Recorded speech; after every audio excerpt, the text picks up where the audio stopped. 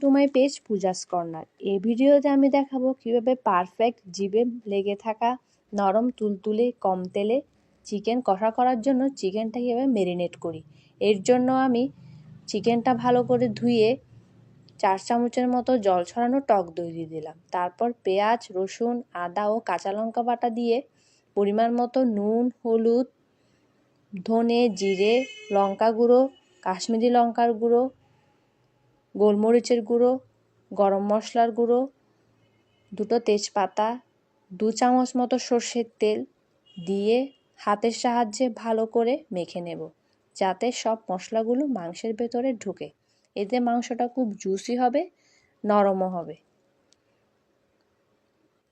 ভালো করে মশলাগুলো ঢুকিয়ে দিয়ে আমি এটা ঢাকা দিয়ে ফ্রিজে 4-5 ঘন্টার জন্য রেখে দিয়েছিলাম।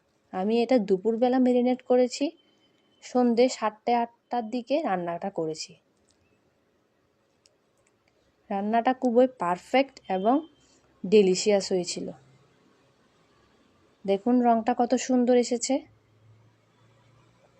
একদম মাখা মাখাও হয়েছে কিন্তু নরম তুলতুলে হয়েছে। আমি এটা কোনো প্রেসার কুকারেও দিইনি। এভাবে চিকেন কষা করে দেখবেন একবার।